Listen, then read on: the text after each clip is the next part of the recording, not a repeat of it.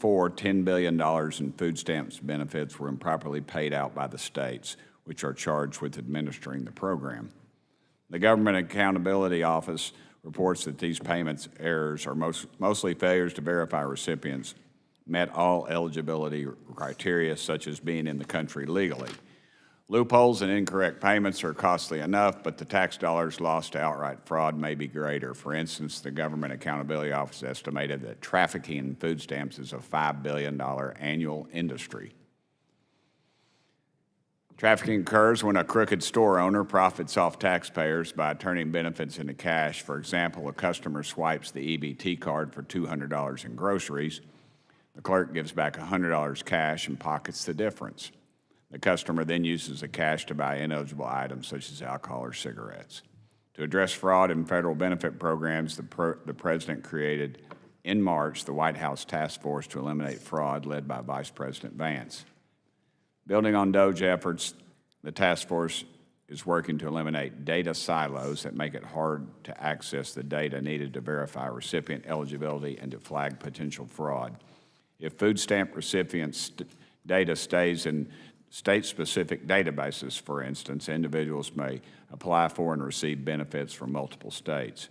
That's why Agricultural Secretary Brooke Rollins requested food stamp beneficiary and transaction data for the past 5 years from all 50 states and Washington, D.C. Data came in from 29 states, nearly all under Republican governance, including my own state of Tennessee. With the data received, the Agriculture Department reports identifying $3 billion in potential fraud and waste, including benefits being sent to 186,000 dead people, to 442,000 applicants with fraudulent Social Security numbers, and to hundreds of thousands of individuals who got duplicate benefits by submitting applications to multiple jurisdictions. But we do not know the full extent of the problems because many states, including some of those with the most food stamps beneficiaries, like California, refuse to comply with Agriculture Department's data request. And that's very disappointing. The fight against fraud should not be a partisan issue. That's why yesterday I sent request letters to the non-compliant states with the highest number of food stamp beneficiaries. My letter demands to know why they refuse to release data about federal taxpayer-funded spending. It also demands their communication and correspondence about the administration's data request. Federal taxpayers deserve to know what Governor Newsom and his counterparts in other states are trying to hide and at what cost. Congress must provide safeguards and oversight on these programs. With that, I yield to my co-chair, Ms. Stansberry, for her opening remarks, otherwise known as ranking member. All right, well, good morning, everyone. Thank you, Mr. Chairman. Thank you to our witnesses for being here today. And it's great to finally have a formal hearing again and be on the record, as this subcommittee has had a long absence from formal hearings. In fact, by our count, it's been 8 months since this committee has been on the record. And so I want to congratulate the chairman on his first official hearing. And I am eager to get into this conversation. And certainly there are lots of bipartisan efforts that can be identified to address waste, fraud, and abuse in federal programmings and to root out improper payments and fraud in federal support programs. And we can prove it. House Democrats and Republicans worked together to pass over 8 oversight bills this month aimed at rooting out financial fraud and improper payments. But we remain skeptical and strongly opposed to efforts to use this as a front to try to further gut public assistance programs.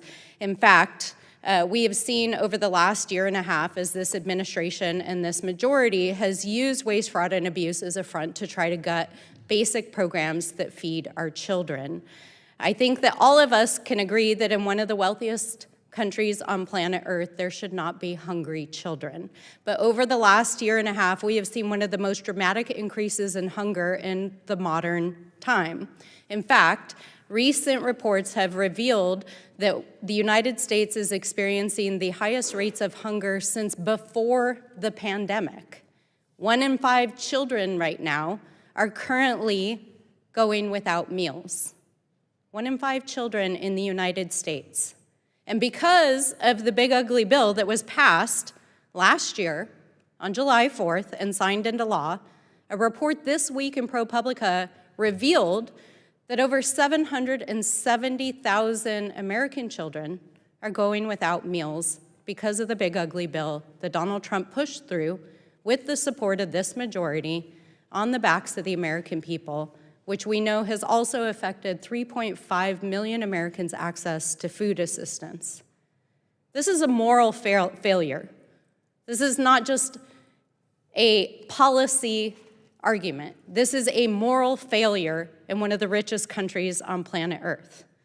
What we've seen, not just through the big ugly bill, but through the sustained attacks on the SNAP, WIC, and other food assistance programs that have happened during this Congress and this administration, is that it has chipped away at the ability of families to access these programs. While these supposed work requirements and other paperwork requirements are intended supposedly to address waste, fraud, and abuse, they have instead created barriers that are significant enough to cause millions of families to lose access to basic food. This is a public health crisis. Food is not just essential to life, but access to healthy food is also essential for children's development, for their health, for their ability to thrive.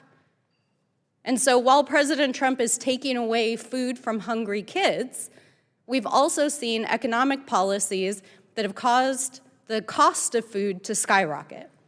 The price of food and vegetables has increased by 6% since May of last year. Energy costs have increased by 23% since last year. And when you couple that with cuts in access to health care, cuts in access to food assistance, cuts in access to educational assistance, and the fact that yesterday the President of the United States failed to show up to sign a housing bill that was bipartisan that would have helped millions of families across the United States access housing assistance. We have never seen in, I believe, modern times, an administration that is so anti-family and so anti-working family as we've seen over the last several months. It is hurting our children. It is on the backs of our people. Meanwhile, we're back to this DOGE subcommittee. DOGE has effectively been killed within the administration because of the significant breaking of the law that has happened over the last year and a half of laying off workers, gutting programs, and doing so without congressional consent. Court orders have ordered them to rehire, to rebuild, and yet this administration continues to ignore the law. And here we are, once again, attacking a fundamental program that supports our families. If we were actually serious about rooting out waste, fraud, and abuse, we would be investigating the 21 inspector generals who were fired by this administration. We would be investigating the thousands of investigators in these federal programs who were laid off by DOGE, who are actually the people who look into waste, fraud, and abuse. If we were serious about rooting out waste, fraud, and abuse, we would be investigating the millions of dollars that this administration just wasted on remodeling the reflecting pool, and which is now disintegrating before our eyes. We would be investigating what is happening with the illegal demolition of the East Wing. We would be investigating the Secretary of Defense, who not only used federal taxpayer dollars to buy lobster and steak dinners, but just asked this body last night for billions of dollars more for an illegal war that both the House and the Senate have already voted on. A war powers resolution is an illegal war. And so while I appreciate that today is about investigating waste, fraud, and abuse, and I appreciate the oversight on states that have records of challenges, I would also note that the 5 states to whom this letter was sent have Democratic governors. It was not sent to any states with Republican governors. So, I think we have to ask ourselves, what is this actually about? Is this really about rooting out waste, fraud, and abuse? Or is this about taking food out of the mouths of our children? So I look forward to the conversation, and with that, I yield back. Thank you. I'd like to welcome our witnesses. First, we have John Walk. Mr. Walk is the Inspector General for the U.S. Department of Agriculture. Next, we have Don Royal, a former 2-term president and current director of the United Council on Welfare Fraud. Next, we have Rachel Gresler. Ms. Gresler is a senior research fellow at the Plymouth Institute for Free Enterprise at Advancing American Freedom. And last, we have Gina Plata. I'm sorry, ma'am. I know I wanted to get it right. That's why I asked him Plata. Burchett. Nobody ever gets it right. Plata-Nino. So thank you, ma'am. And you're the Director of SNAP Policy and Advocacy at the Food Research and Action Center. And I want to thank you all for joining us, and I look forward to your testimony. Pursuant to Committee Rule 9G, the witnesses will please stand and raise their right hand. Do you solemnly swear to affirm that the testimony that you're about to give is the truth, the whole truth, and nothing but the truth, so help you God? Let the record show the witnesses answered in the affirmative, and thank you all. Y'all may take your seats. And we appreciate you being here today and look forward to your testimony. Let me remind the witnesses that we have read your written statement, and it will appear in full in the hearing record. Please limit your oral statements to 5 minutes. As a reminder, please press the button on the microphone in front of you so that it is on and the members can hear you. When you begin to speak, the light in front of you will turn green. After 4 minutes, the light will turn yellow. When the red light comes on, your 5 minutes have expired, and we would ask you to please wrap it up. I now recognize Inspector General Walk for his opening statement. Sir, you're recognized. Chairman Burchett, Ranking Member Stansberry, and members of the subcommittee, thank you for inviting me to testify on Supplemental Nutrition Assistance Program, SNAP fraud. SNAP fraud is a reprehensible crime that squanders the compassion of American taxpayers who fund the program and robs from those low-income Americans who qualify for SNAP benefits to feed themselves and their families. SNAP fraud is not confined to a single individual who engages in deceptive practices to apply for SNAP benefits they are not eligible for. Perpetrators of SNAP fraud include highly organized, tech-savvy, sophisticated criminals that steal enormous sums of money. Proceeds of SNAP fraud have gone to individuals linked to terrorist groups, foreign adversary nations, and transnational criminal organizations. SNAP fraud is not a victimless crime, although its victims are often forgotten. They are the hardworking, tax-paying American farmers, meat packers, and truck drivers who deliver produce from farm to family. All of America's taxpayers give from the fruits of their labor to fund food assistance, showing America's goodness to less fortunate neighbors. And they are the victims of SNAP fraud. The other victims are the vulnerable and low-income Americans who SNAP is intended to benefit. People like the woman one of my special agents told me about, a working mom of 4, a SNAP recipient who discovered that her SNAP benefits were all stolen from her electronic benefits transfer, or EBT card, while attempting to pay for food at the grocery store. In tears, she asked how she would feed her family for the month until SNAP benefits would next be paid out.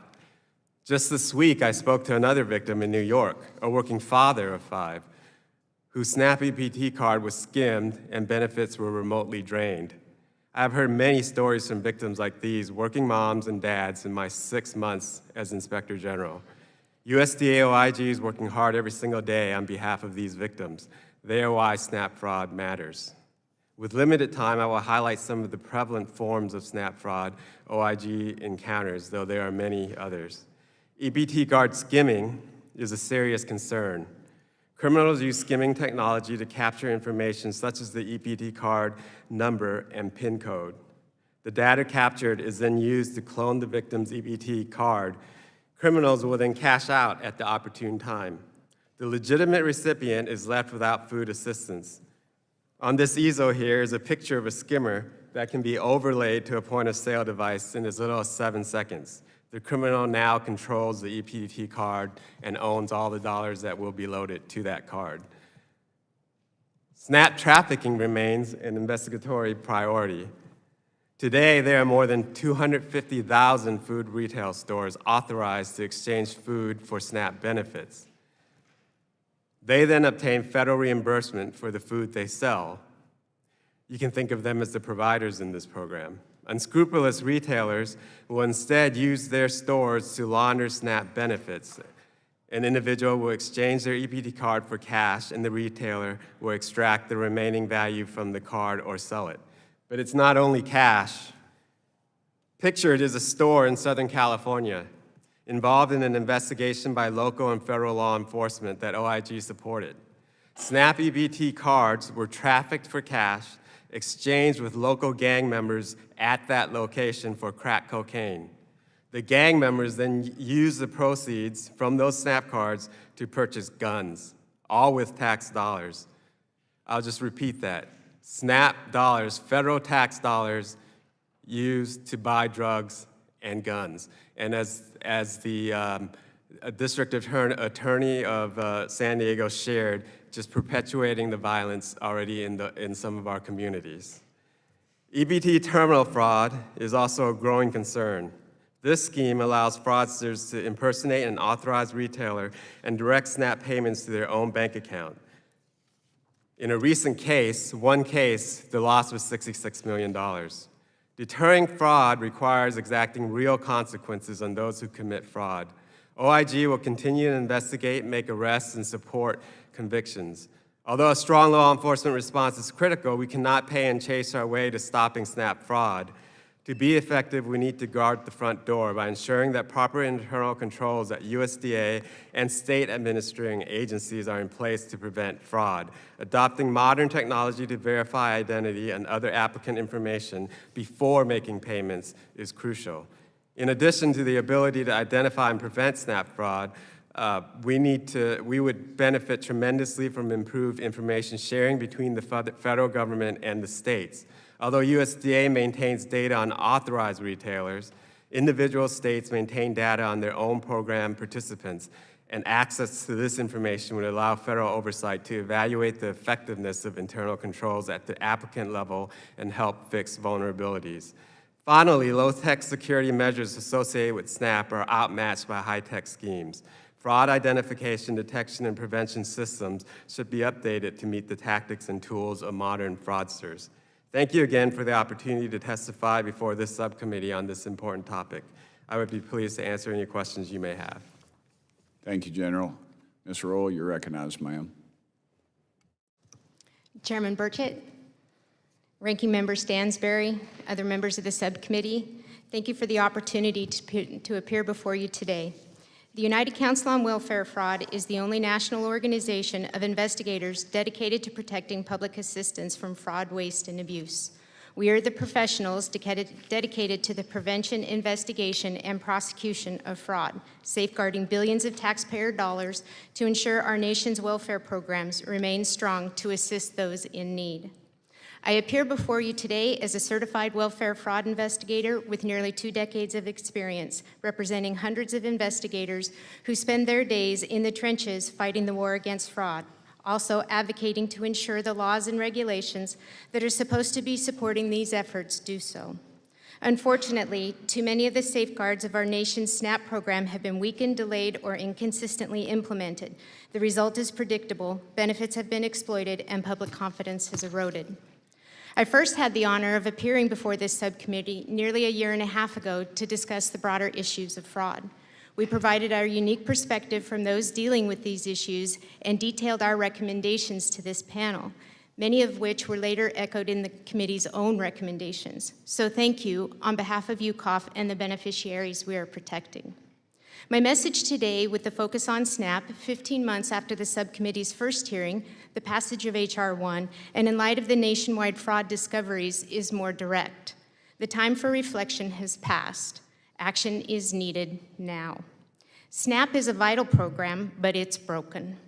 Congress has held hearings, GAO has issued reports, and for its part, UCOF has submitted detailed recommendations to congressional committees, including this one, to the White House Task Force to Eliminate Fraud, and several cabinet agencies. The bottom line, SNAP and the beneficiaries who rely on it need you to act. So what is missing? Where is the disconnect? Action, accountability, and support. Growing up, like you, my family taught me that actions speak louder than words. But even more so, what actions we take on a regular basis form our habits, and that creates our character, illustrating our priorities. When every week brings another screaming headline on another uncovered fraudster, what does this tell us about where we stand on curbing the incidence of SNAP fraud? If we care as a people, we act. If we don't, the results are predictable. I'd like to share a brief anecdote. One of my colleagues recently brought a case to our attention that illustrates several of the ongoing problems in SNAP. One addressed a one-bedroom efficiency, had 27 SNAP and 12 Medicaid beneficiaries. Logic would suggest it's impossible for all of those beneficiaries to live in a one-bedroom apartment, but this is the program we have fostered. These are the types of circumstances that we're dealing with. Or take another case that is a remnant of the COVID era, long after the end of the public health emergency. There is nothing an investigator, based on current federal policy, can do to prevent a SNAP beneficiary from using their EBT benefits to have eligible items delivered to someone else in another state. So, a recipient with an EBT card issued from Nebraska can order a case of Red Bull on Walmart, Amazon, DoorDash, or Uber Eats and have it delivered to or picked up by someone in Kentucky. This was permitted during the pandemic, but it's one of the few COVID-era policies that has not been rescinded, and it's fraud. Benefits delivery should be restricted to the beneficiary's address of record. It's one of the few safeguards the program has, and convenience of this sort only encourages fraudulent behavior. My written testimony that builds on UCOF's comments last year, and I promise I won't go point by point, but rather refer it to you as it represents a perspective of those fighting the daily battles for all of us. Further, it also serves as a blueprint for the work that still needs to be accomplished, not only to protect the millions of SNAP beneficiaries, but also the taxpayers underwriting the program. We urge Congress to legislate where authority is needed and protect funds for program integrity. We urge USDA to fully implement the laws and uniformly enforce its regulations. Similarly, CMS must resolve the uncertainty fragmenting SNAP and Medicaid cases due to its inaction. To enforce all of this, the subcommittee, in coordination with authorizers and appropriators, should require written plans with named officials, measurable milestones, public reporting, and consequences for missed deadlines. Program integrity and compassion are not competing values. Strong oversight of SNAP program protects taxpayers and recipients. Both parties have a stake in the continuing viability of this program. Thank you, Mr. Chairman. The dedicated professionals at UCOF are committed to helping you and your colleagues preserve SNAP and the rest of our country's social welfare programs. And I welcome questions from you and your colleagues. Thank you, Ms. Roll. Ms. Gresler, you are recognized for 5 minutes, ma'am. Chairman Burchett, Ranking Member Stansbury, and members of the committee, good morning, and thank you for the opportunity to be here today. My name is Rachel Gresler, and I am a Senior Research Fellow at Advancing American Freedom. The American people must report every dollar they earn to the federal government, and they face penalties, audits, and potential prosecution if they don't pay the right amount. Yet, there's remarkably little accountability for the $4.2 trillion taxpayer dollars that the Washington redistributes across about 100 federal benefit programs. This lack of transparency and accountability is the central problem underlying waste, fraud, and abuse. $184 billion. That's the amount that the federal government reported last year in improper payments. And it's equivalent to about 8 weeks of gas and groceries for every household in America. That figure doesn't even include programs that aren't measured or fraud that goes undetected. The GAO reported that taxpayers lose up to $521 billion per year. At the upper end, that's almost 2 months of housing payments for every household in America. It's understandable that many hardworking Americans are frustrated when they struggle to afford ordinary expenses, even as the government fails to safeguard their taxes. Today, we're talking about the SNAP program, which has exploded over the past 15 years. This growth can't be explained solely based on need. The poverty rate has declined since 2008, and yet the percentage of people on SNAP benefits has increased over 50%. With the explosion in spending has come a 5-fold increase in improper payments, a 10.9% improper payment rate last year, equal to $10.2 billion. The incentive problem is obvious. The states decide what to spend, and the federal taxpayer foots the bill. It doesn't matter whether a state has a 3% improper payment rate like South Dakota or 25% like Alaska. The federal government pays it all. H.R. 1 included a huge win for SNAP accountability by requiring states to share in the costs if their improper payments exceed 6%. This is a crucial step towards protecting taxpayer dollars, and it should be extended to other federal programs. It's important to note that much of the outright fraud that occurs, such as that's been discussed by Inspector Walk and Ms. Royal, often isn't counted in the improper payments because it happens after the benefits are delivered. Legal abuse of programs, such as millionaires qualifying for benefits because of eligibility loopholes, also isn't included in improper payments. The Trump administration and this Congress have taken unprecedented steps towards reducing waste, fraud, and abuse. And many of those actions are in line with my 4 proposals to establish radical transparency and meaningful accountability for taxpayers' dollars. First, follow the money. The federal government should account for the money it spends as carefully as it accounts for the dollars it collects. We can't reduce fraud if we can't follow the money. Second, close eligibility loopholes. Congress should end legal abuse of federal welfare programs by eliminating broad-based categorical eligibility, which allows individuals to automatically qualify for benefits based on something as trivial as receiving a brochure. The Department of Agriculture estimated that this loophole allowed 5.6 million individuals who were not eligible under federal standards to nonetheless receive SNAP benefits. The No Welfare for the Wealthy Act of 2025 would reduce this abuse by requiring households to meet federal standards for SNAP benefits. Third, measure improper payments accurately and consistently.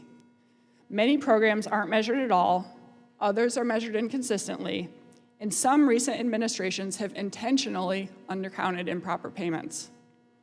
Congress should require all distributors of federal benefits to comply with federal measurement standards and data requests. Failure to do so should trigger cost sharing or disqualification from distributing benefits. And fourth is to expand skin in the game accountability. Without consequences, laws aimed at protecting taxpayers' dollars will fail. Policymakers should expand H.R. 1's SNAP provisions by imposing fix-it or fund-it-yourself requirements across all federal programs. Congress's constitutional authority over the purse does not end when taxpayer dollars leave the Treasury. Every federal dollar that is spent should be subject to the same scrutiny, accountability that is required of taxpayers. Thank you.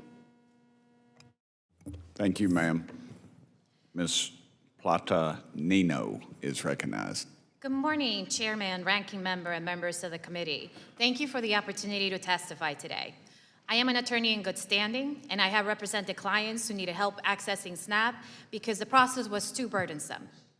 I have seen firsthand the daily struggles families face when food assistance is delayed, denied, or difficult to obtain. I have also had the opportunity to serve the federal government and saw the hard work state agencies do to help programs operate more efficiently and effectively. I want to begin with a simple point. Program integrity and food access are not competing goals. Congress can protect taxpayers' dollars and protect families from hunger at the same time. But to do that, we must be precise about the problem we are trying to solve. SNAP is not an abstract line item. It is grocery money that allows a grandmother to buy food after paying for prescriptions. It is a support that helps a parent stretch a low paycheck through the end of the month. It is the difference between a child arriving at school ready to learn and a child trying to focus on an empty stomach. In 2024, over 47 million people in the United States live food insecure households, including over 14 million children.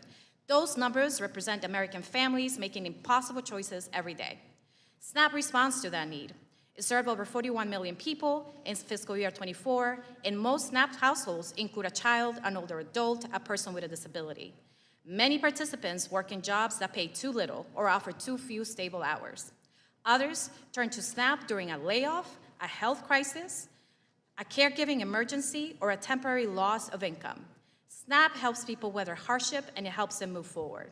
That is why accuracy matters. Every dollar should reach the people who qualify for help, but we must not confuse payment errors with fraud. Fraud involves intentional wrongdoing. Payment errors often involve complicated rules, changing work hours, missing paperwork, outdated systems, or agency mistakes. Treating every hour as fraud misdiagnoses the problem. It also drives policies that can punish eligible families instead of fixing the administrative systems that need support. SNAP already has one of the most rigorous integrity systems in the federal government. Applicants complete detailed applications, participate in interviews, submit documentation, and have their information checked against federal and state databases. States conduct ongoing reviews, and the SNAP quality control system re-examines tens of thousands of cases each year. When states identify errors, they must correct them, and where required, submit corrective action plans. The greatest fraud threat facing SNAP households, as my colleague said, today is organized benefit theft. Criminals skim, clone, and phish EBT cards, then drain benefits from households that have already proven their eligibility, costing billions of dollars in taxpayers' money. Behind every claim is a household that expected to buy groceries and instead found an empty account.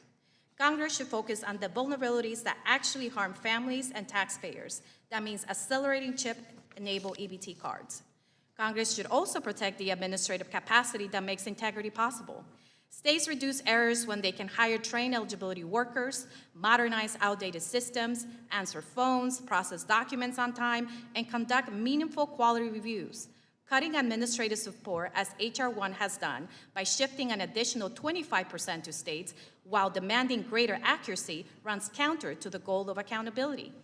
Finally, Congress should evaluate SNAP performance with a full set of measures: payment accuracy, benefit theft, timeliness, access, churn, customer service, and participation among eligible households.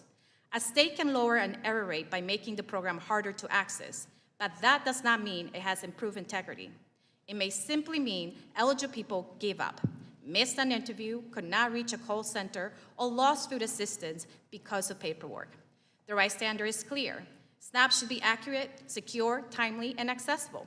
Families should not have to prove their hunger repeatedly through unnecessary barriers. States should not have to choose between service delivery and fiscal survivors.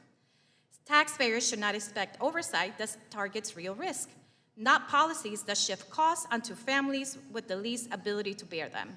SNAP works when it reaches eligible people and protects public resources. We can strengthen both.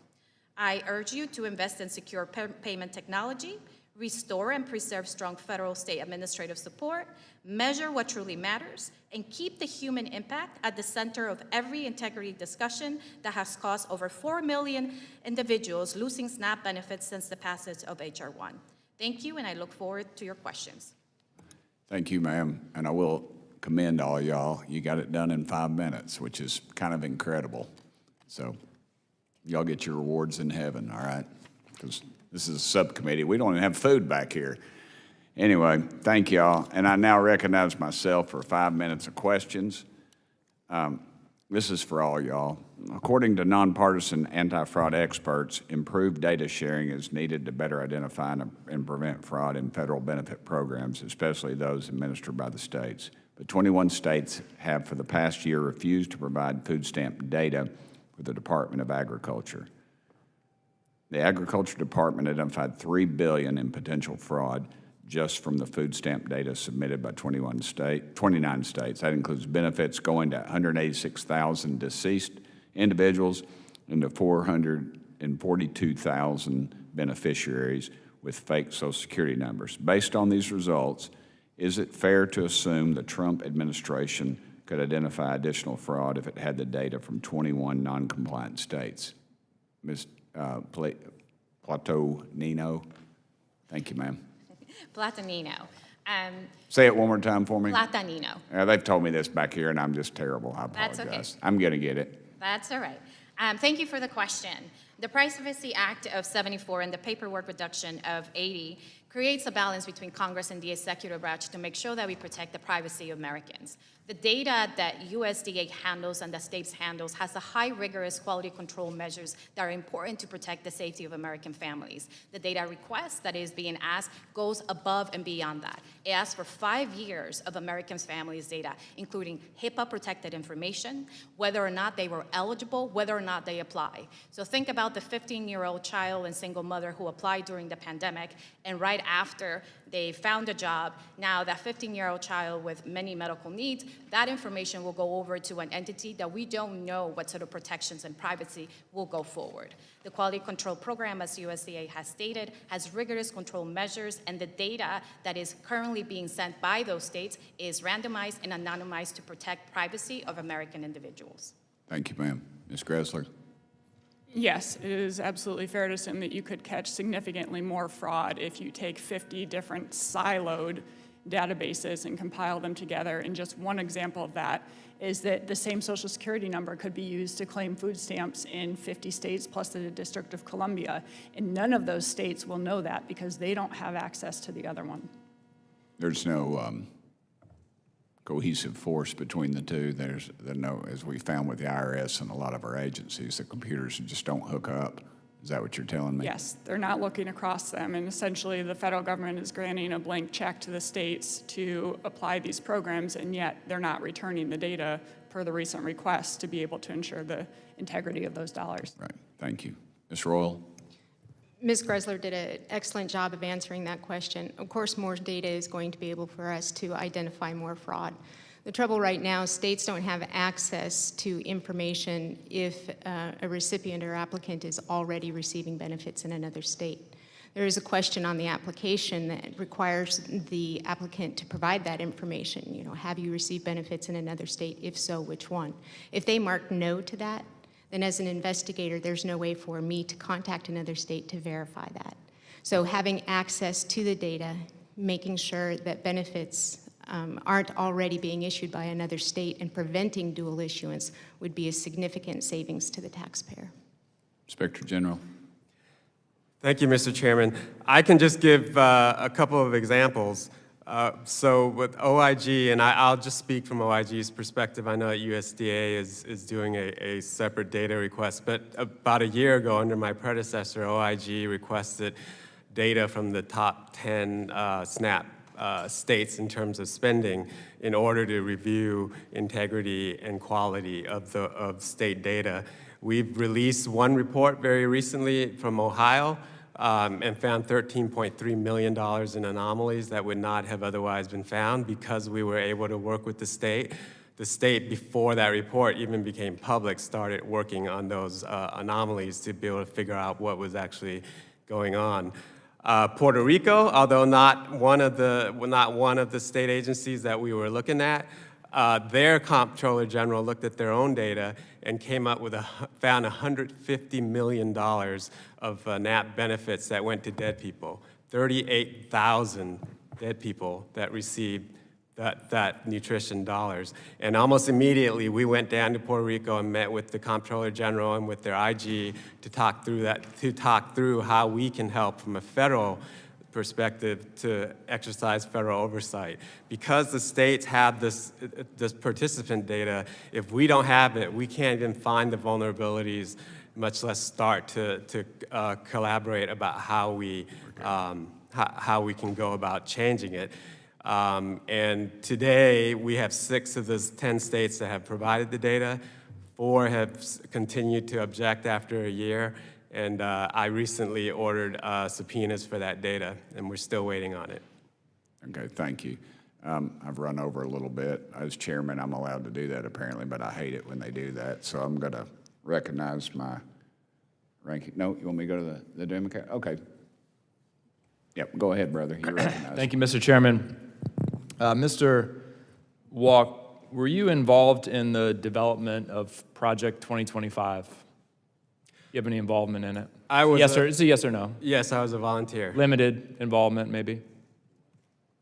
I was a volunteer, Okay. sir. Before you were nominated as IG, you were a political appointee, USDA. I was actually the judicial officer at USDA since December 2020. 2020. Were you a political appointee at any point in your career in the Trump administration? Sure, I was a Okay. political appointee after nearly 10 years as a career employee at Before your nomination as IG, did you have any experience specifically in auditing? Did you ever serve as an auditor? When I was at the Homeland Security Department, one of my first assignments as an attorney was to provide advice You provided legal advice to auditors. about our Inspector General So audits. you never conducted any audits. No. Did you ever work in an IG's office as a deputy staff member, ever work in any IG office at any level before your nomination? No, I did not work at an IG's office. Okay. During your tenure as IG at USDA, have you recused yourself from any matters involving decisions you made during your tenure previously as an advisor to the agency? I'm not. You haven't found the need to, or you've made a decision that you're not going to recuse, you don't think you need to recuse if you were involved in anything, or you just... Sure. I've spoken with counsel and as well as the career ethics official at USDA, and there have been no issues raised that has required my recusal based on their counsel. Interesting. Okay. Your predecessor, IG Fong, had 22 years of experience. Before she became IG, she had IG experience before that. Bipartisan credibility, Mr. Chairman, you can go back and watch the videos in this committee. I stood in this room and watched Democrats and Republicans praise her work. She was fired by President Trump because he doesn't want independent IGs with experience. He wants you. No IG experience, no audit experience, a political actor and a political appointee. SNAP fraud is a real issue. And that's why we need qualified, independent, nonpartisan, non-political IGs. The Trump administration has systematically fired them. But let's talk about some waste, fraud, and abuse. I went down to the reflecting pool yesterday, check out the president's new project. This guy here, and I don't like to judge a book by its cover. Appearances can be deceiving. But sometimes if it walks like a duck and quacks like a duck and dresses like a duck, it is a crook. This is John Carafo. He's a crook. He pled guilty to bribery and campaign finance violations, longtime Republican donor. Got a $1.7 million no-bid contract to filter the water at the reflecting pool. I went down to check it out yesterday. Somewhat ironically, I didn't believe this when I was told it. His company's name is Green Water Services.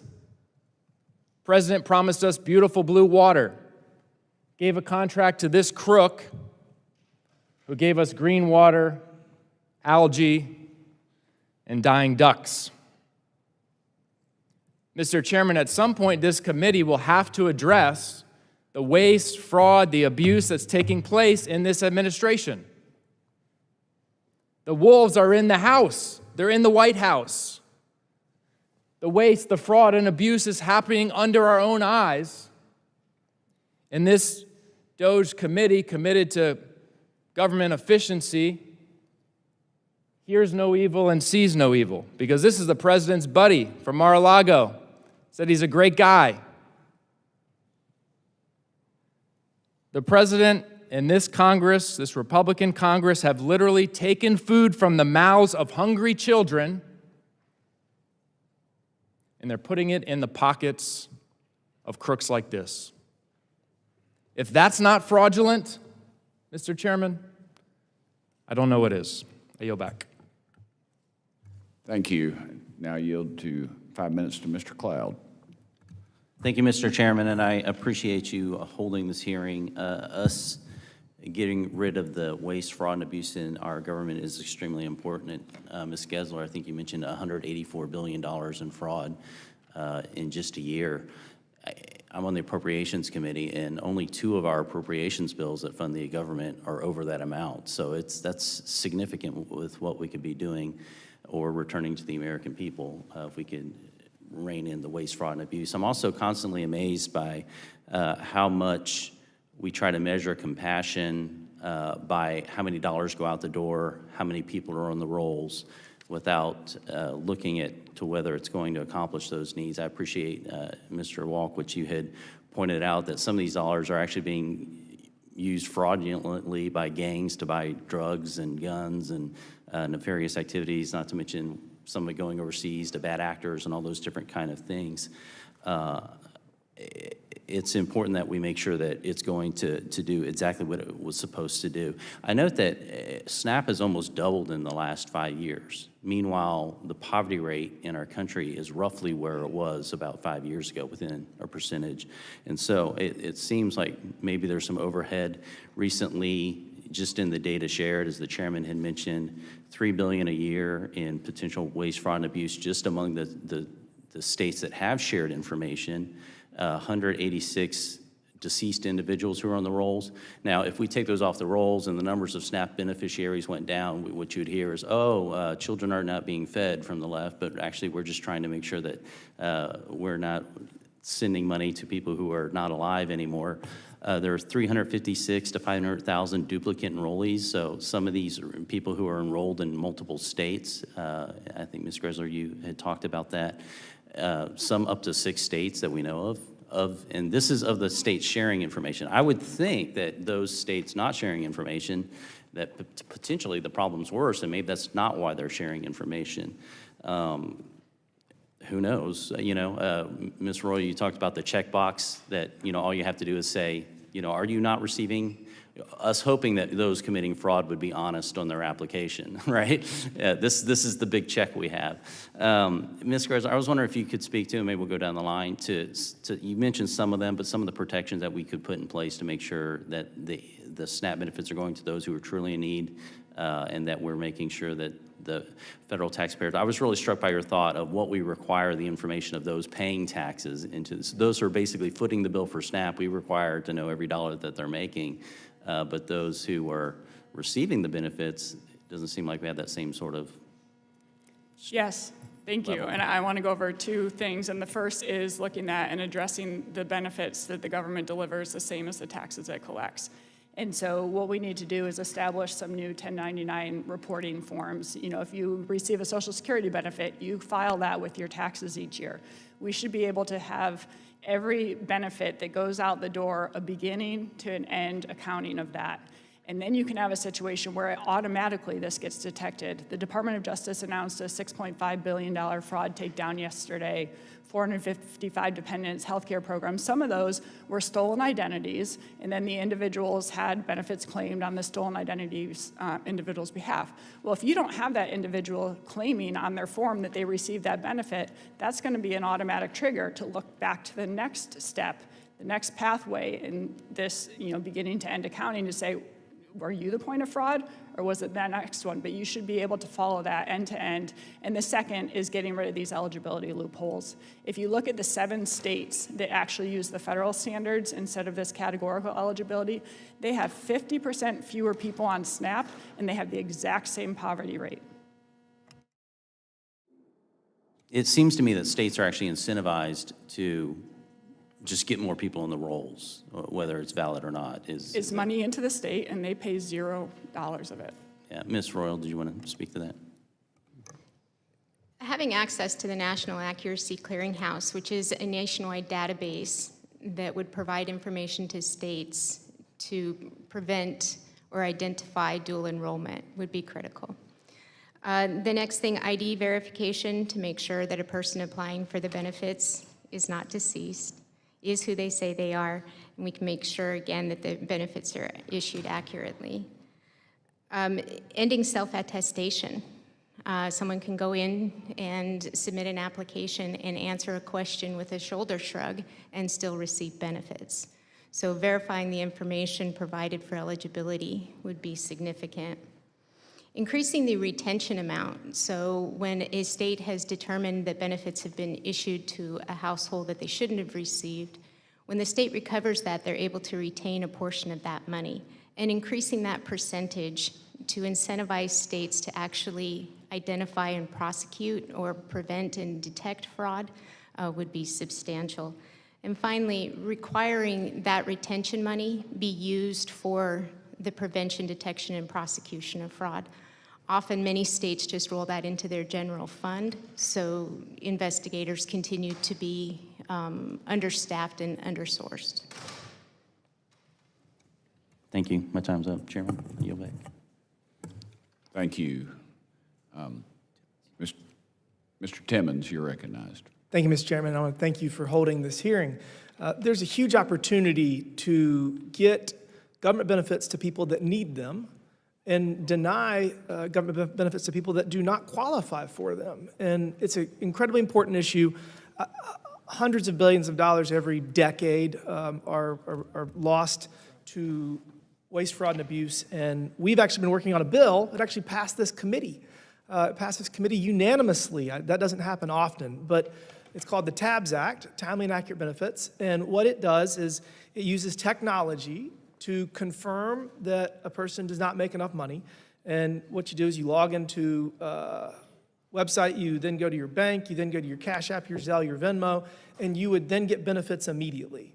And if you make too much money, you do not get benefits. And it is just using technology to make sure that we're being efficient with our resources. Ms. Royal, are you familiar with this proposal? I'm not familiar with the proposal, but based on what you described, I'm going to get familiar with it because it sounds wonderful. So the Congressional Budget Office scored it as costing $500,000 over a 10-year window, which I think is ridiculous. There was a pilot program where it was implemented in Missouri, and it saved 20%. It saved 20%. We spend $1.5 trillion on social safety nets. 20% of that is a lot of money. And over a 10-year budget window, it's $2+ trillion. So, and again, that's not money it's money that we could put to better use because it's people that need it.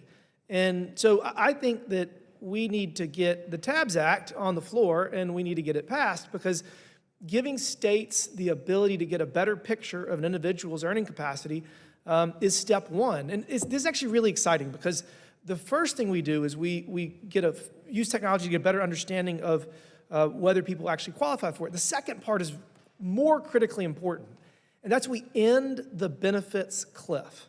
So right now, you got people that are gaming the system, and I would too. If I needed these benefits, I would game the system. But if you make more than a certain amount of money, you lose all your benefits. And that's not helpful.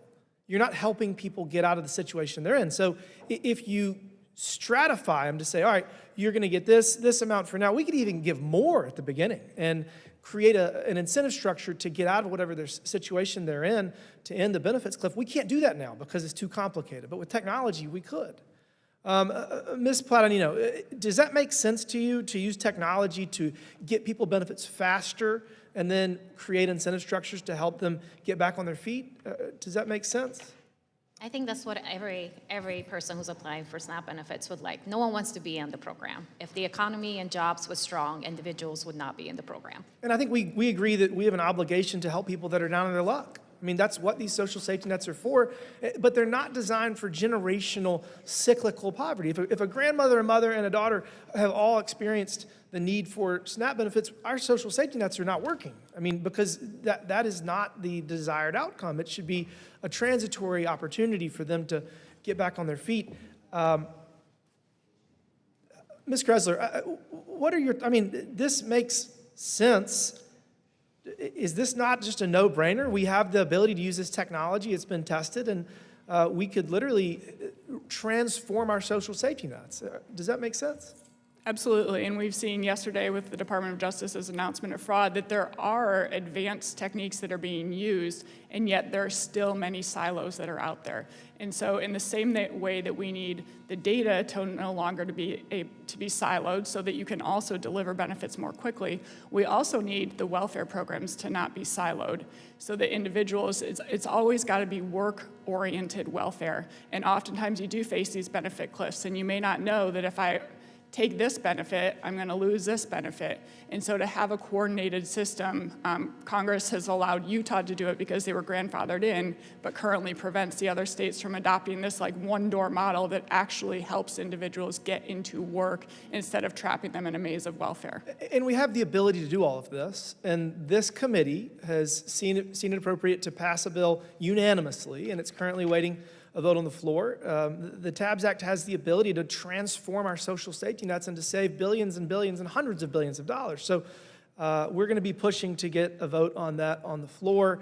And again, using technology to get benefits quickly to people that deserve them and deny individuals that are trying to take advantage of the system is just, it's a no-brainer, and we have to do this. We're $40 trillion in debt. We're running out of opportunities to start saving money. So, Mr. Chairman, I really appreciate you holding this hearing, and with that, I yield back. Thanks. Thank you, Mr. Timmons. Mr. Burleson, you're recognized for 5 minutes. Thank you, Mr. Chairman. The American people expect their tax dollars to be spent wisely. They expect us to be stewards, wise stewards of the money that they work so hard to put food on the table and then send some to this government. And for us to be wasteful with those dollars is not acceptable. But unfortunately, for many in the federal government, your hard-earned dollars are an afterthought. That's part of the reason why we see billions of dollars lost to waste, fraud, and abuse, and why we have a $39 trillion debt. It's clear that many programs are not working as intended, and the American people deserve better. Over the past year, the Trump administration has taken meaningful steps, and this body has taken meaningful steps to make sure that those dollars are going to be put in the hands of the people that truly need them. And so my first question is to you, Ms. Plata-Nino. In your testimony, you emphasize the importance of distinguishing between fraud and administrative errors, but the USDA Inspector General and multiple audits have documented that organized crime, fraud rings are stealing hundreds of millions, sometimes billions of dollars. Do you believe those reports? I believe he was talking about skimming, where there is no way to measure that, especially after the government stopped doing reimbursement and instead stopped taking claims. So you don't believe the information is accurate? Not fully. Really? So we have 3 panelists here that are all experts that have studied this. You're saying that they don't know what they're talking about? There is underreported data in terms of how many millions of dollars, if not billions, have been stolen from vulnerable Americans in terms of skimming, but there's no data to really ascertain the full amount. Okay, I think we could kind of put blinders on. I mean, all of us could put blinders on and continue to mount up $39 trillion in debt, but I'm not going to do that. I'm going to focus on, let me ask you this question. Only 29 states have provided their data. Should all of the states at least provide data back to Congress about how that money is being spent? The SNAP program does have a high-quality control program, and states have been historically providing the data in order to ascertain high-quality control measures. The data that is being asked is in violation of the Privacy Act and the Paper Reduction Act. The data is incredibly sensitive and is not necessarily— Apparently, most of the states are fine. Most of the states are being responsible. They're responding because they see the problem. Ms. Plata-Nino, let me ask you this question. Is $39 trillion debt, is that acceptable to you? It is unacceptable that we still have over 40 So million do you know how much that is per influence taxpayer? voting. Do you have any idea how much each taxpayer in America, if they had to pay right now, what that would be? I'll tell you. I am an expert on It's food insecurity. $356,000. If you care about the national debt, if you care about the money that's coming out of this building, you should care about the fact that every hardworking American who is trying to put food on the table at the end of the day has to somehow pay $356,000 for all of the misuse of funds that this Congress and previous Congresses have made.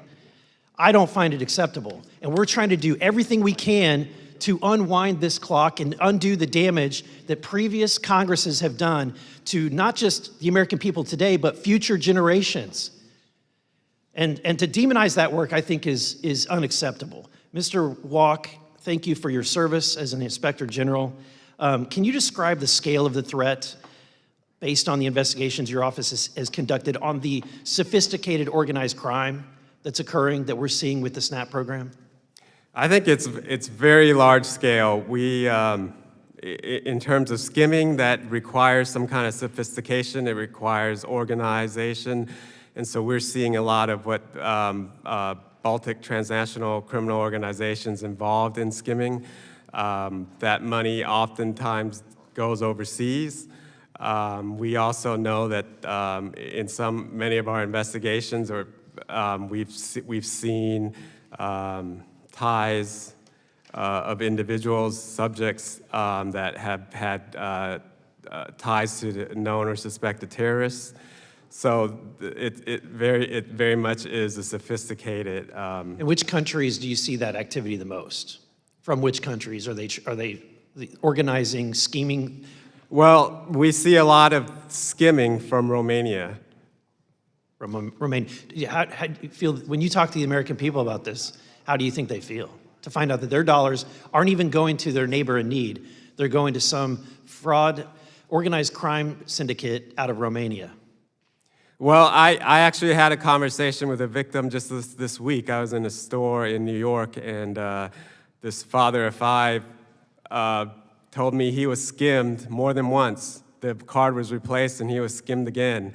He showed me on his device how the money got into his account at about midnight. They were sitting on that account. They had already cloned the number, apparently, because they were able to skim all the money deposited by 7 a.m. That's 7 hours. unacceptable. 7 hours. Thank you for your work in trying to fix it. I yield back. Chair Lady Stansbury, you're recognized, ma'am. All right, well, I appreciate the conversation. I always find these conversations about public benefits interesting, especially as somebody who grew up in a low-income family, in a low-income community. I always find it fascinating to hear how people talk about low-income people. But let me just start out with some facts. Can any of our panelists here answer the question, by dollar, what are the top 3 causes of improper payments, waste, fraud, and abuse in SNAP? Nobody wants to volunteer? Top 3. Number 1 would be eligibility errors. Wrong. It is improper payments. It's improper payments. It's an intentional SNAP fraud. And the 3rd is criminal organizations who are actually explicitly stealing people's SNAP benefits. That is what is the top 3 causes of SNAP fraud and the loss of federal taxpayer dollars. It's actual criminal organizations. Does anyone on the panel know what the penalties are for committing SNAP fraud? Raise your hand. Anyone know? Yep, please, Ms. Royale. There are different penalties. An individual who is found guilty of committing SNAP fraud is subject to criminal prosecution, incarceration, fines, and restitution. Yep, so it's Somebody who is found guilty of an intentional program violation is subject to disqualification, either 12 months, 24 months, permanent, or a 10-year, other special disqualification penalties. Excellent, yes. And in fact, in some cases with extreme fraud can be up to $250,000 and 20 years in prison. All right, who can answer about what the average individual receives per month in SNAP benefits? Ms. Plata-Nino. For a household too, it's less than $320 a month. And about per person, what would you say? It's about $200. Yeah, so it depends on the household and the beneficiaries, but when you average it out, according to the USDA, it comes out to between about $174 and $177 per person per month. And so when you break that down, that's about $6 a day, right? $6 a day. Can anyone answer who is the #1 beneficiary of SNAP benefits? Ms. Plata-Nino. Retailers, because the money goes straight into the retailers' stores and then goes and offers up into the local economy, raising taxes and increasing wages. But in terms of the actual beneficiaries, in terms of the people who receive the SNAP benefits, but yes, the economic downstream impacts. Yes, it's children followed by older adults and people with disabilities. Exactly. 39% of SNAP beneficiaries are children under 18 years old, not fraudsters, children. 10% people living with disabilities, 20% older adults over 60. The vast majority of SNAP recipients are not committing fraud. They are children, they are people living with disabilities, and they are seniors. Now, I'm going to save you because I know many people don't want to share this publicly, but I would ask if any of you have actually been on SNAP benefits. And I want to say publicly, there's no shame in being on SNAP benefits, because it is a program that was created to help people who are struggling. It's to help grandparents who are taking care of children. It's to help take care of kids who are in the foster care system. It's there so that when a mom goes through a divorce and she loses her job and is having a hard time, she can take care of her kids. That's what the SNAP program exists for. It is a bridge. It doesn't even cover the cost. I would like to know, can any single person on this panel feed your family for $174 a month? Anybody? Can anybody in this room feed your family for $174 a month? Anybody? Not a single hand in the room? Yeah, okay. This is not a joke, my friend. Let's get real here. There is actual waste, fraud, and abuse in this system. It's criminal activity. It's activity that is just like every single financial system out there. There are bad people who take advantage of financial systems. But the vast majority of beneficiaries of this program are seniors, children, and people living with disabilities. And when you make it harder for them to access benefits, then it means that they go hungry. They skip meals. They don't have access to food. They go to our food banks, who are already struggling because of the cuts that were put in this budget to cut other programs that put food to our food banks. And essentially, it leaves our people, our children, our seniors, our grandparents without access to food. And so, Mr. Chairman, I'm happy to work with you on bipartisan efforts to deal with criminal activity involving waste, fraud, and abuse in SNAP, but I will not support cutting programs for people who need them. I yield back. Thank you, ma'am. Next, we have Representative Fallon Thank you, Mr. Chairman. from Texas. So unlike some of us, we're not in a classroom, so I'm not going to ask anybody to raise your hands. Okay, we'll just have a civil conversation. Miss, is it Plata-Nino? Am I saying it correctly? Okay. You've worked for how long in your current position? Over a year. Okay. All right. And did you have related jobs that were similar? I served as an attorney for multiple years representing low-income individuals in various public benefit programs. Okay. Did you know what the amount the federal government spent in SNAP benefits in fiscal year 2019 was? 2019, not off the top of my head. And I'm not going to try to play gotcha. It was $65 billion. And then in 2025, do you think it went up or down from that number? It went up because of the pandemic and the job loss Oh, and the yeah, economy. but the pandemic has long since been over for several years at this point. It was $102 billion, which is a massive increase of 68%. And yet the GDP per capita, if you adjust for inflation, is only 8.9%. So that's quite a leap and quite a difference. And according to the GAO, at minimum, we're looking at $300 million in fraud, waste, and abuse. And of course, I think we all could agree that the reality is far more. Would you agree that in a perfect world, there shouldn't be any American that needs SNAP benefits? Americans want to have jobs and employment, so if the economy is strong, Yeah, absolutely. in a perfect world, there would literally be no one on SNAP. That's what we're all working toward. Ironically, you'd be working toward finding another job. Oh, absolutely. Yeah, I agree. Yeah, that would be amazing. Do you think that able-bodied, able-minded, non-elderly adults should be eligible for SNAP benefits? Philosophically. Individuals who need SNAP and who need the resources should be eligible for SNAP. Do you think that if you're able-bodied, able-minded, you're non-elderly, you should receive SNAP benefits? It's a matter of having job sufficiency and available jobs. And So you think yes? It sounds to me that's your answer. That an believe able-bodied, Americans able-minded person should be eligible for SNAP benefits. I philosophically disagree. I think it's shocking that 21% of the people on SNAP are non-elderly, able-bodied, able-minded. It costs the American taxpayers $18 billion, and there's 8.8 million of those folks. Does that sound like a large number? I think it's an incorrect number, since many individuals do have disabilities who have been undiagnosed. Well, this is because of able-bodied, healthcare able-minded, costs but- cannot be able to prove those disabilities. You know, I've been in Congress 6 years now, and when people come into our office, and there's a various array of fields that they work in, that every single one of them has something in common. They are desperate for labor. The unemployment rate is very low, and yet there are still folks that claim that they're able-bodied, able-minded, and they just can't find jobs. They can if their belly was if they were truly, that's a motivator, is something that when you're hungry, you'll go out and find a job and not just have to rely on someone else to do it. Again, when you're able-bodied, able-minded. Secretary Rawlings directed all SNAP state agencies to share their participant eligibility data with the USDA's Food and Nutrition Association. Were you aware of that she directed them to do that, the states?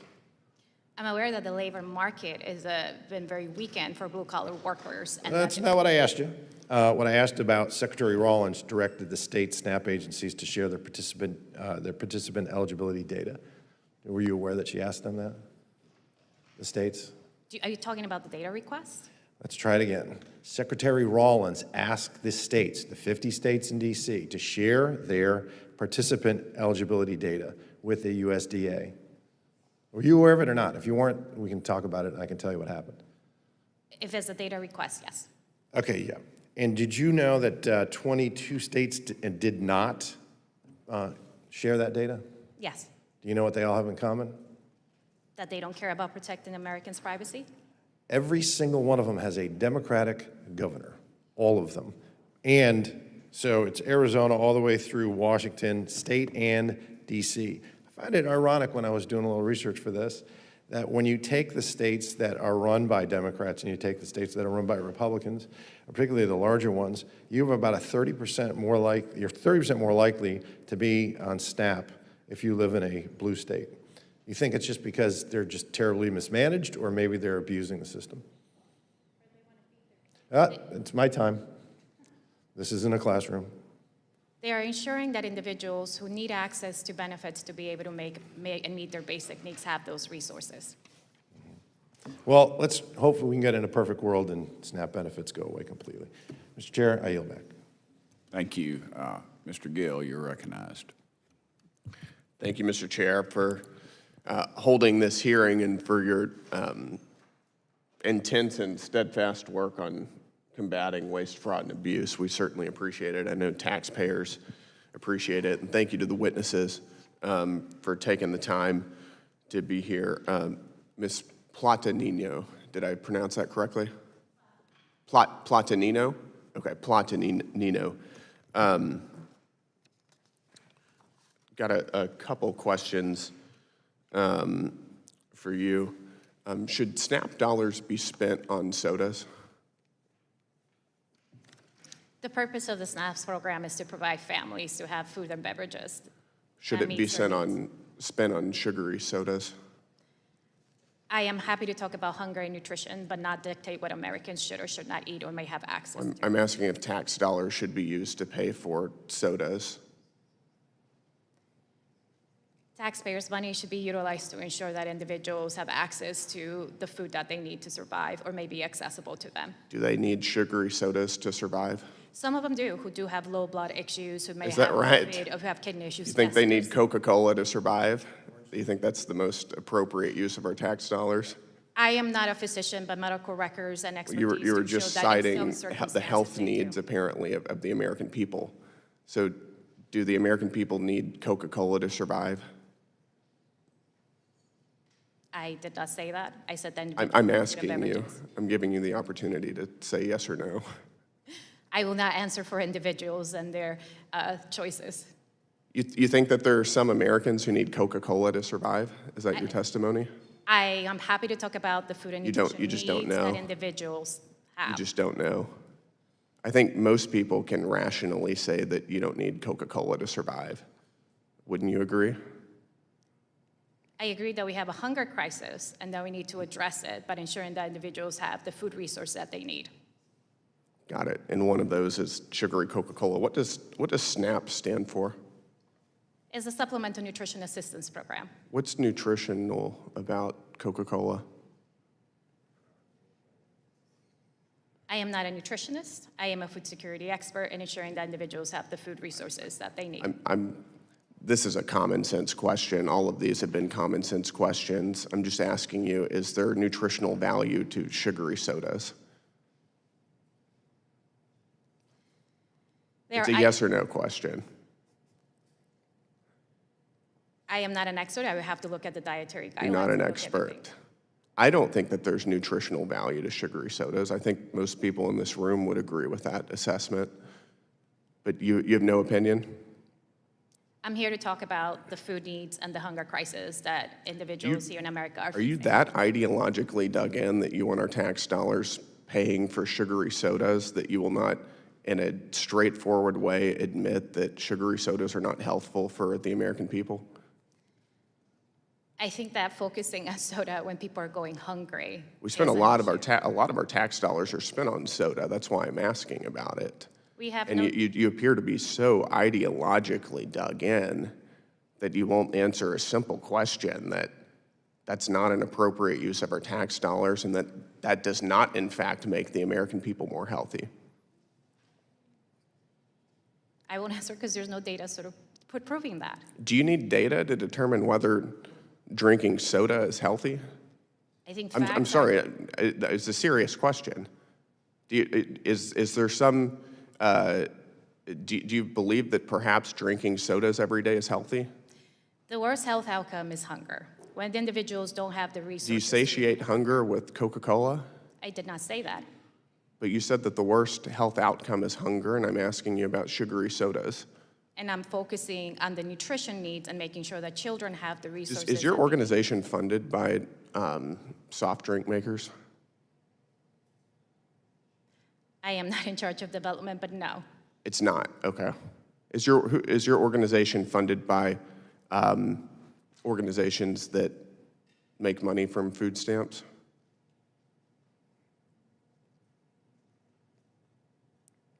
Do organizations who profit off of food stamps fund your organization or businesses?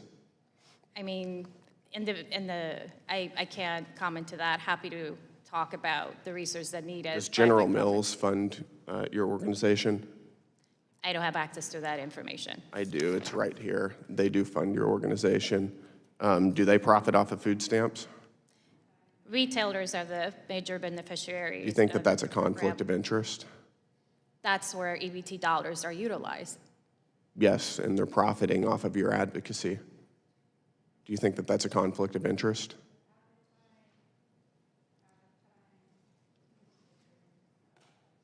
I think most people think that's a conflict of interest. I know you don't want to answer. My time is up. Thank you, Mr. Chairman. Thank you, Mr. Gill.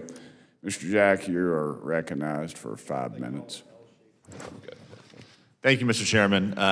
Thank you very much as well for convening this hearing. I want to start my line of questioning with Mr. Walk. Thank you for your testimony.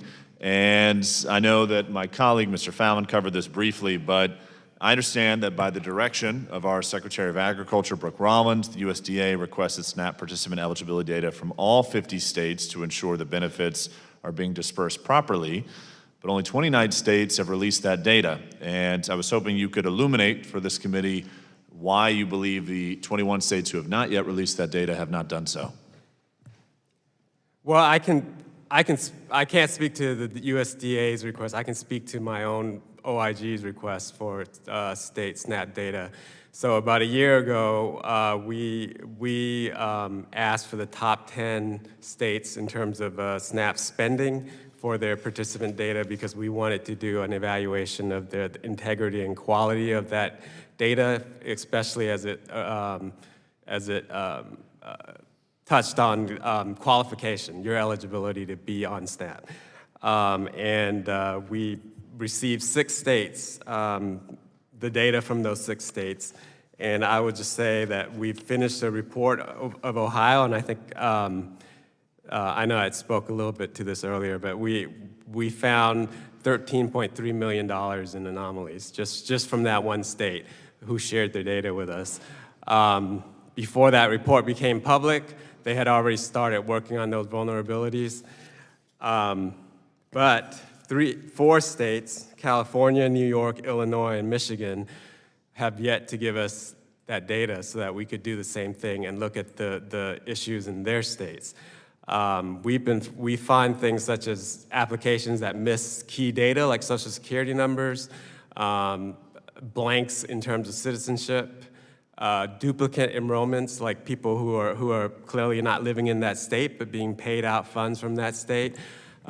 So with these 4 states, California, New York, Illinois, and Michigan, if they do not provide the data, we can't even start to look at that.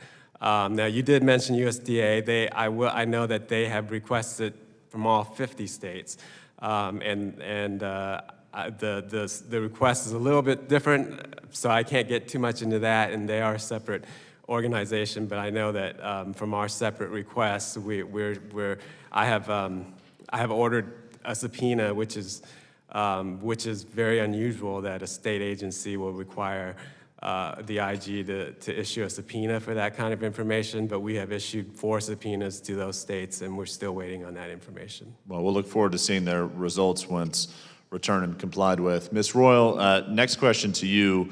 I want to commend your organization for publishing this report, Why Food Stamp Program Integrity is More Important Now Than Ever. And specifically, I just want to note from the report, in 2023 alone, food stamp enrollees in one state own more than 14,000 luxury vehicles. And among those, you had 3 Ferraris, 11 Lamborghinis, 59 Maseratis, and thousands of other luxury vehicles. The supposed goal of the SNAP program, of course, has been litigated today, but what was revealed in this report seems to be the program's reality. Help this committee and the constituents back home understand, how does a program dedicated to feeding low-income families end up subsidizing Lamborghinis and Bentleys? People make false statements on applications. And there is very little access to technology for states to verify that information before benefits are issued. So it's the pay and chase model, where even though a benefits worker may think that information is suspicious or suspect, they still have to issue those benefits, get it to a fraud investigator. Fraud investigator puts it on the stack of already overwhelming caseload and then has to go back and verify the facts.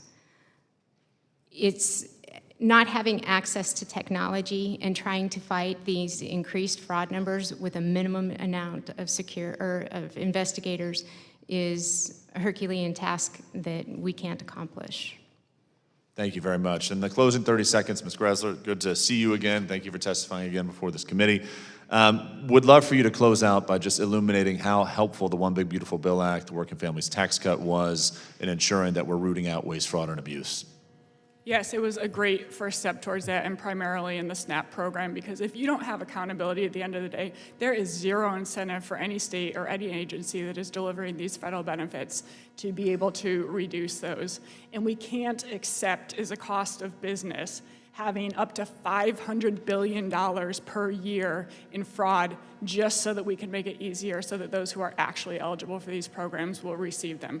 You have to go after that. There is no private sector business that could stay in business if it accepted the level of fraud, waste, and abuse that's going on now. Very well said. Mr. Chairman, my time's up. Before I yield back, if I could enter into the record why food stamp program integrity is more important now than ever, this report at your will, sir.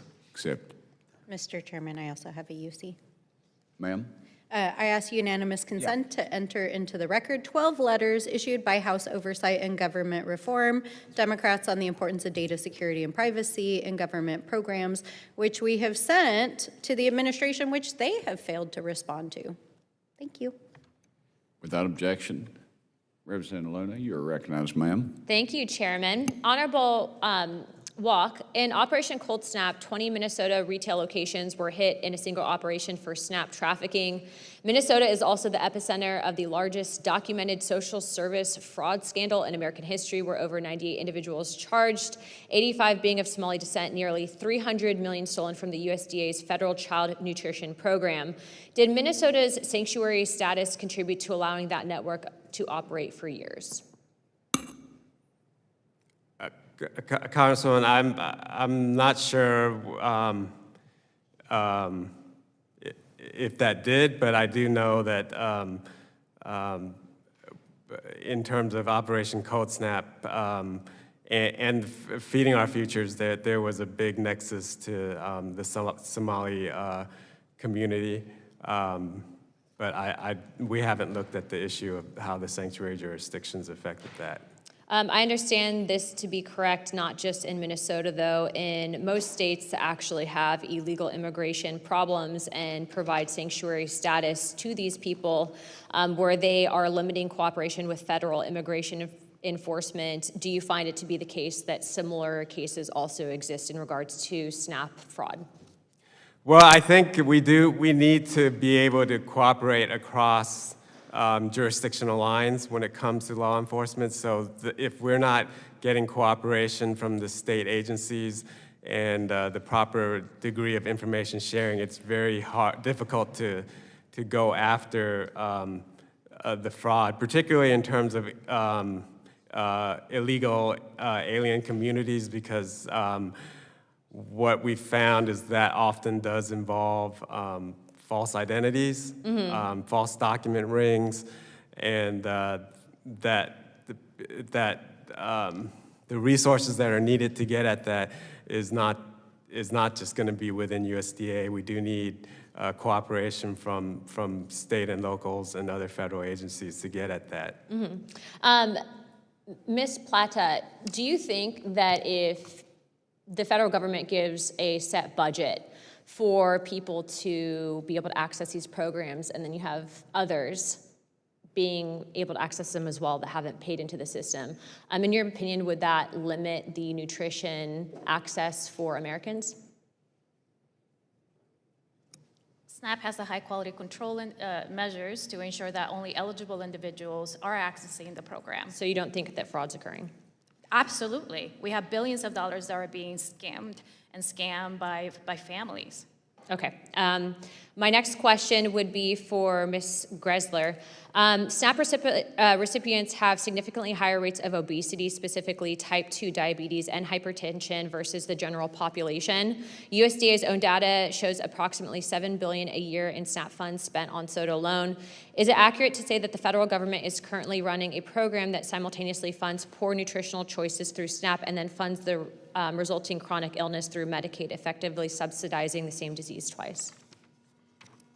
I think it's fair to say that there's a link there, and that might mean that Congress should consider revising those standards of what qualifies as food under the SNAP program.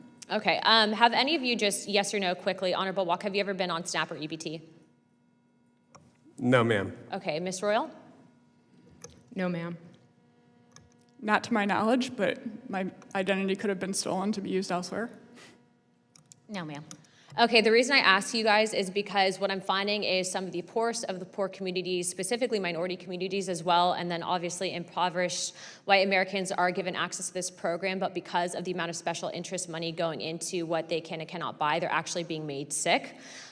Just being very direct, it is basically a government-funded pipeline to chronic illness, and it didn't happen by accident. SNAP-eligible food list is not written by nutritionists. In fact, it's written by lobbyists. And every time a state will specifically try to restrict SNAP purchases, whether it be New York, Maine, or even Florida, the American Beverage Association and the processed food industry killed the waiver at the USDA, not because nutritional restrictions were bad policy, but because Coca-Cola and Pepsi-Cola have spent tens of millions of dollars protecting a $7 billion in annual government-guaranteed soda revenue.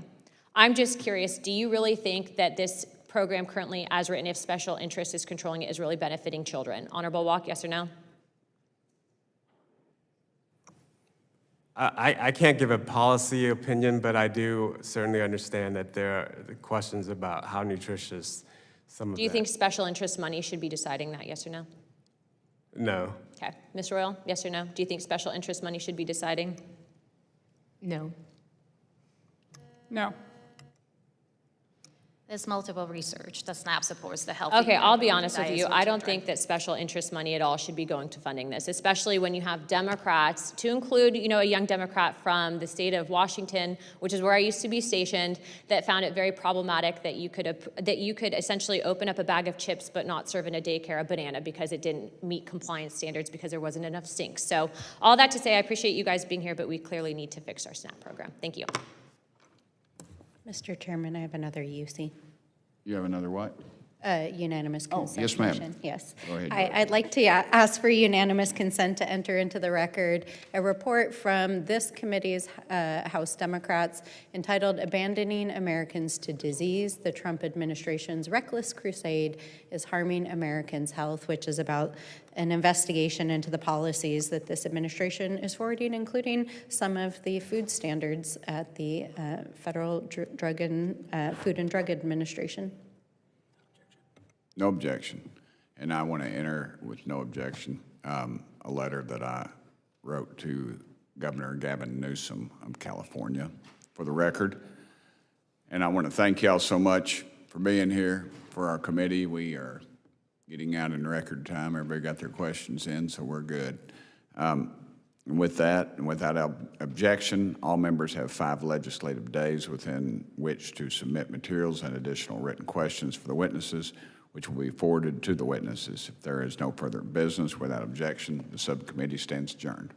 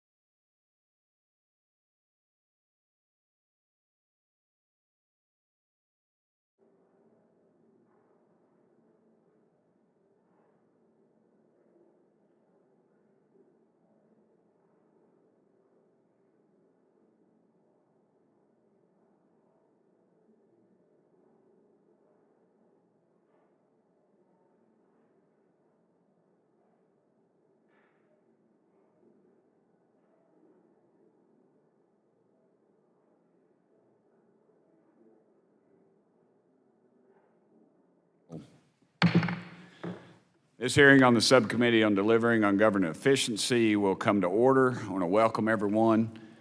Without objection, the chair may declare a recess at any time, and I recognize myself for the purpose of making an opening statement. Good morning. I want to welcome everybody. We are here to examine waste, fraud, and abuse in one of the largest government welfare programs. The Supplemental Nutrition Assistance Program, also known as food stamps, provides $100 billion annually in federal food assistance. Every dollar from this program is intended to help feed eligible individuals in need. That's not where every dollar goes, not by a long shot. In one state, food stamp enrollees own more than 14,000 luxury vehicles, including Lamborghinis and Bentleys, due to an eligibility loophole. And in 2024, $10 billion in food stamps benefits were improperly paid out by the states, which are charged with administering the program.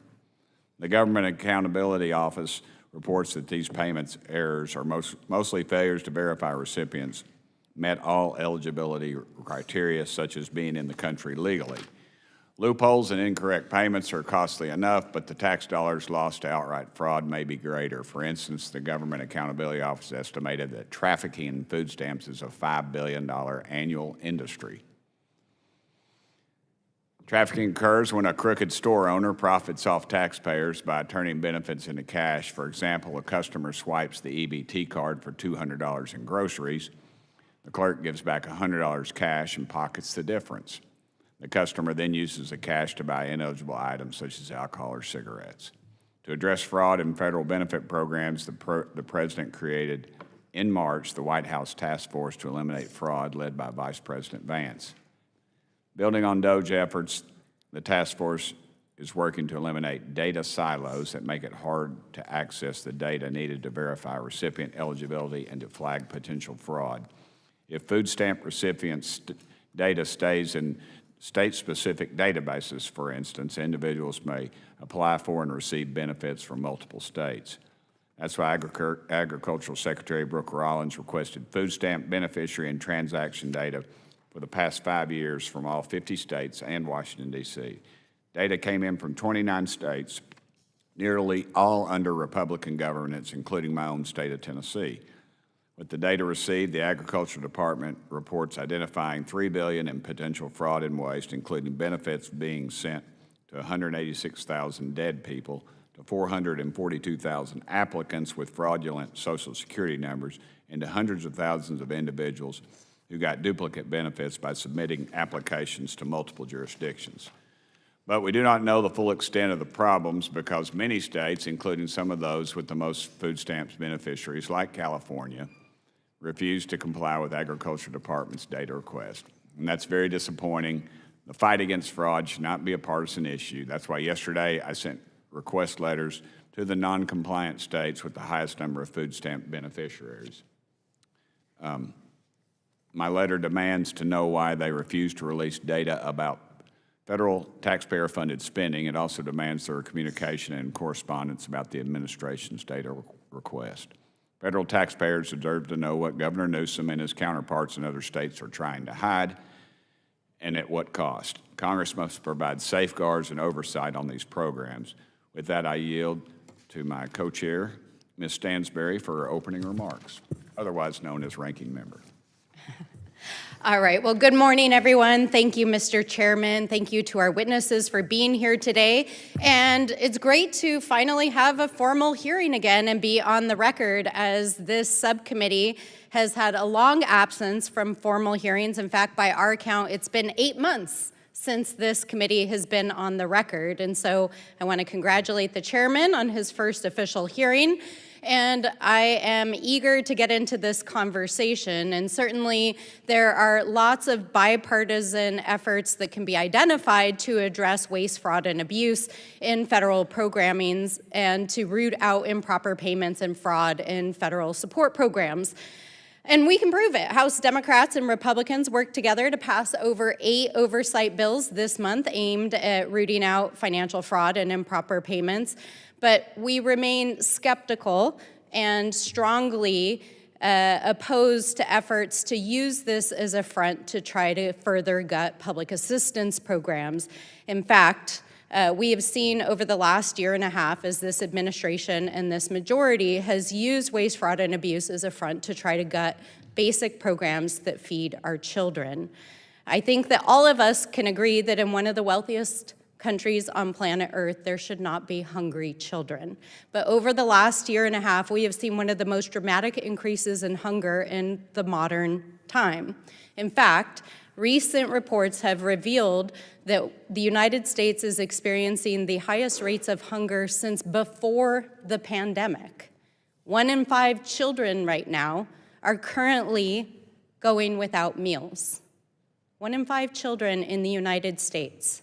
And because of the big ugly bill that was passed last year on July 4th and signed into law, a report this week in ProPublica revealed that over 770,000 American children are going without meals because of the big ugly bill that Donald Trump pushed through with the support of this majority on the backs of the American people, which we know has also affected 3.5 million Americans' access to food assistance. This is a moral failure.